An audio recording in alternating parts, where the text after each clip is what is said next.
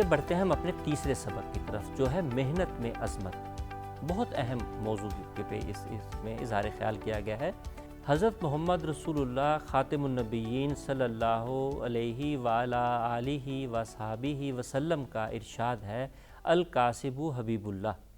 ترجمہ: محنت سے کمانے والا اللہ تعالیٰ کا دوست ہے۔ الحدیث، حدیث آپ جانتے ہیں عزیز طلباء کہ جو آپ صلی اللہ علیہ وسلم کے اقوال ہیں، انہیں جب تحریر کر لیا گیا تو وہ کتابوں کی صورت میں آج موجود ہیں۔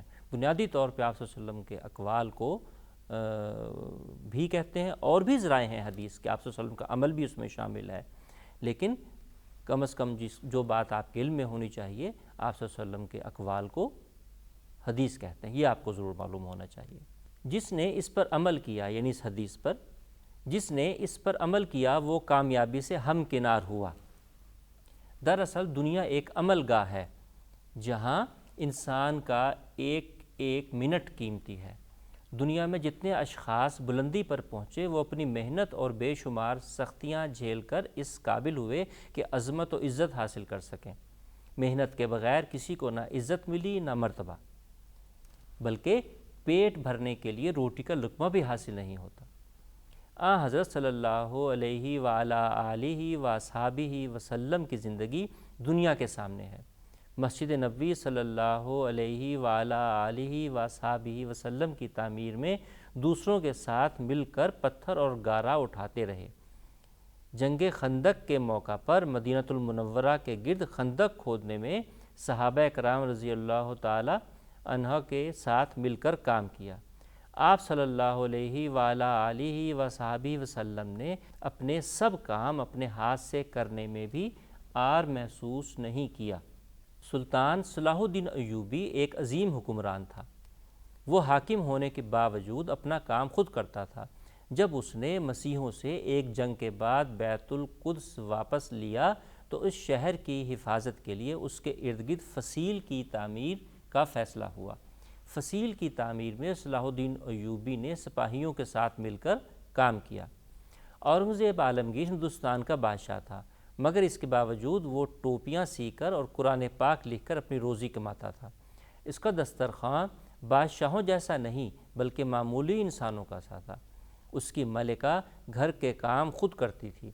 سلطان ناصر الدین محمود قرآن پاک کی کتابت کرتا تھا۔ کتابت سے جو رقم ملتی وہ اس سے اپنی اور اپنے گھر والوں کی ضروریات پوری کرتا تھا۔ قائد اعظم رحمۃ اللہ علیہ نے پاکستان حاصل کرنے کے لیے دن رات محنت کی اور آخرکار پاکستان حاصل کر لیا۔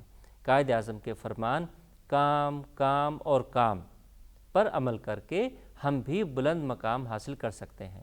بقول شاعر، جو کرتا ہے دنیا میں محنت زیادہ وہ پاتا ہے لوگوں میں عظمت زیادہ۔ اپنے ہاتھ سے کام کرنا اچھی بات ہے، جو دوسروں سے کام کرواتے ہیں اور خود ہاتھ پہ ہاتھ دھرے رکھتے ہیں وہ نکمے اور سست ہو جاتے ہیں۔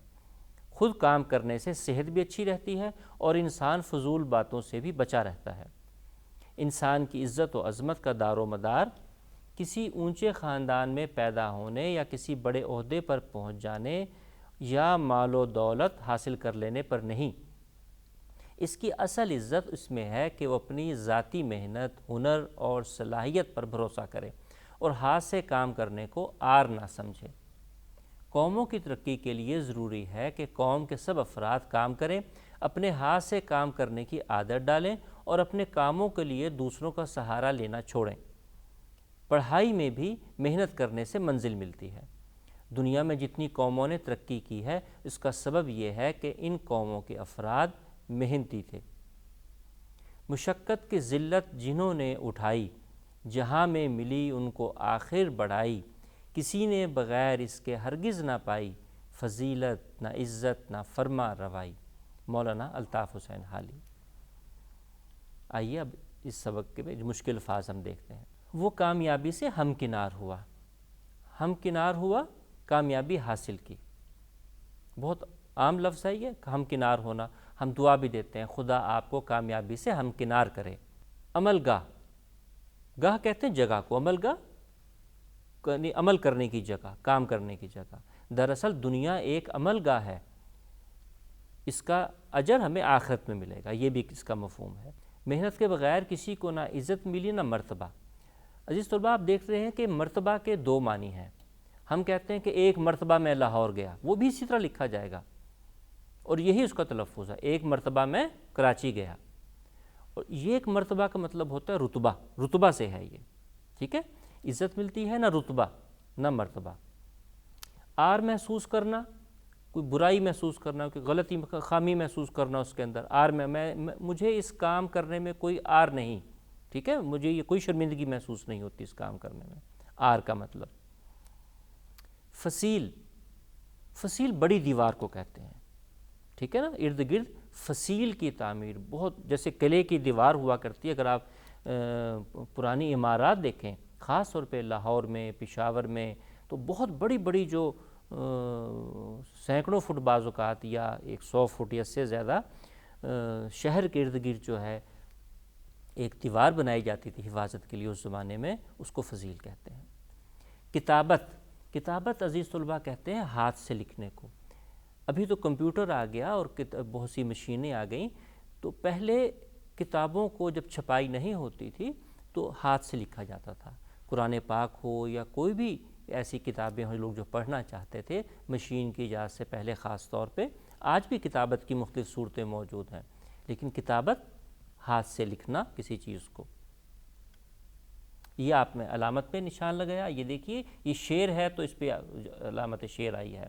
دار و مدار، انحصار، ٹھیک ہے، انحصار کسی چیز کا انحصار، دار و مدار، آر کا لفظ آ چکا پہلے۔ تو اس کے ساتھ ہی عزیز طلباء ہمارا یہ سبق ختم ہوتا ہے۔